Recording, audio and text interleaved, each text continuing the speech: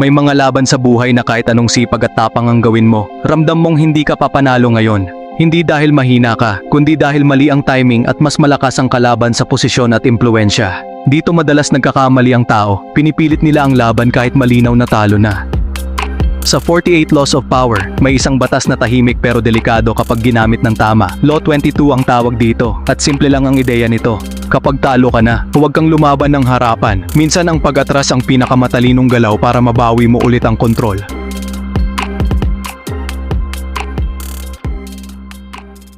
Ang Law 22 ay tinatawag na use the surrender tactic, at dito madalas nagkakamali ang maraming tao. Iniisip nila na ang surrender ay kahinaan, pero mali yon. Ayon sa batas na ito, ang pagyuko sa tamang oras ay paraan para manatili ka sa laro. Hindi ito pagtakas, kundi matalinong galaw para hindi ka tuluyang maubos. Kapag masyadong malakas ang kalaban at ramdam mong wala ka sa posisyon para lumaban ng direkta, mas mabuting umatras muna at tanggapin ang sitwasyon sa harap niya. Sa ganitong paraan, bumababa ang bantay at yabang ng kalaban. Habang kampante siya, ikaw ay may oras para mag-ipon ng lakas at maghanda ng mas maayos na plano.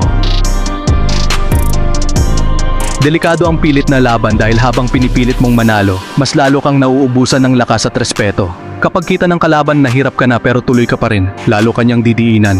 Imbes na tapusin ang gulo agad, binibigyan mo siya ng dahilan para durugin ka pa. Sa pilit na laban, nawawala ang kontrol sa emosyon at desisyon. Mas nagiging reactive ka, mas madaling maprovoke at magkamali. Habang ikaw ay pagod at desperado, ang kalaban ay kalmado at malinaw mag-isip. At sa ganitong sitwasyon, kahit maliit na pagkakamali ay pwedeng maging malaking pagkatalo. Ang surrender sa Law 22 ay hindi ibig sabihin na tapos ka na o wala ka ng halaga. Ibig sabihin nito ay malinaw mong nakikita ang sitwasyon at pinipili mong huwag magsayang ng lakas ngayon, hindi ka sumusuko bilang tao. Umatras ka lang bilang estratehiya. Ang totoong surrender ay kontrolado at may direksyon. Pinapakita mong tanggap mo ang laban para bumaba ang bantay ng kalaban. Habang iniisip niyang panalo na siya, ikaw ay tahimik na nag-iipon ng oras at lakas, at kapag handa ka na, iba na ang posisyon mo. Gumagana ang strategic surrender kapag pinili mong huwag ipakita ang buong lakas mo agad, lalo na kung dehado ka. Sa pag-atras mo, nagiging kampante ang kalaban at iniisip niyang kontrolado ka na niya. Sa puntong iyon, humihina ang kanyang pagbabantay at pag-iingat. Habang tahimik kang umatras, may oras kang mag-obserba at umintindi ng galaw ng kalaban. Nakikita mo kung saan siya kampante, saan siya nagiging pabaya, at saan siya pwedeng tamaan. At kapag dumating ang tamang timing, ang pagbabalik mo ay mas kalmado at mas malakas. Sa trabaho, may mga pagkakataon na napag-initan ka ng boss o ng mas mataas ang posisyon. Kapag pinatulan mo agad, lalo ka lang mapapansin sa maling paraan. Mas mabuting umatras muna, manahimik, at ayusin ang performance. Habang akala nila tapos ka na, ikaw ay unti-unting bumabawi. Sa relasyon, minsan mas malakas ang katahimikan kaysa sa paliwanag. Kapag pilit mong ipinaglalaban ang sarili mo, mas lalo lang lumalala ang tensyon. Pero kapag umatras ka at hinayaan mong lumamig ang sitwasyon, mas nagiging malinaw ang lahat. Doon mo makikita kung sino talaga ang may kontrol.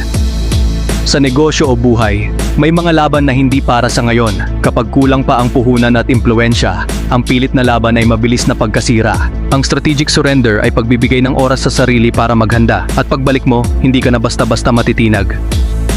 Isa pang halimbawa, isipin mo na sa trabaho ka. May nakalitan kang mas mataas ang posisyon at halatang siya ang may kapangyarihan. Kapag pinilit mong ipaglaban ang sarili mo ngayon, ikaw ang lalabas na problema. Kaya imbes na lumaban, pinili mong manahimik at sumunod muna. Sa paningin niya, tapos ka na at kontrolado ka na. Habang tahimik ka, inaayos mo ang trabaho mo at pinapakita mong maayos kang kasama. Dahan-dahan kang nag-iipon ng tiwala at resulta. Hindi niya napapansin na bumabalik ang lakas mo dahil kampante siya. At kapag dumating ang tamang oras, ikaw na ang may ebidensya at posisyon para magsalita. Ganito ginagamit ang Law 22 sa totoong buhay. Hindi ka sumuko para talunin ang sarili mo, umatras ka para kontrolin ang sitwasyon. Ang surrender ay hindi dulo ng laban. Ito ay paghahanda para sa mas maingat at mas siguradong pagbabalik. Hindi lahat kaya gamitin ang Law 22 dahil kailangan dito ng disiplina at kontrol sa ego. Kung sobra ang pride o takot matawag na talunan, mahirap umatras ng maayos. Ang mga ganitong tao madalas pilit na lumalaban kahit alam nilang talo na sila, at dito sila nadudurog. Ang Law 22 ay para sa mga marunong maghintay at magplano.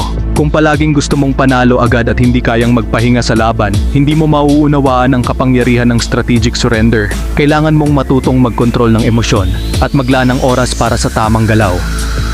Ang lihim ng Law 22 ay ang surrender ay hindi kahinaan kundi armas. Habang iniisip ng kalaban na panalo na siya, ikaw ay tahimik na nag-oobserba at nag-iipon ng lakas. Sa isip niya, kampante siya at walang threat. Pero sa totoo lang, naghahanda ka para sa mas malakas na galaw. Kapag tama ang timing ng pagbabalik mo, ang epekto ay doble. Hindi lang nakaka-surprise sa kalaban, kundi kontrolado mo na ang sitwasyon. Ang mga taong hindi marunong maghintay ay hindi mauunawaan ito. Kaya ang tunay na kapangyarihan ay hindi laging nasa harap ng laban, kundi sa likod ng maingat na estratehiya.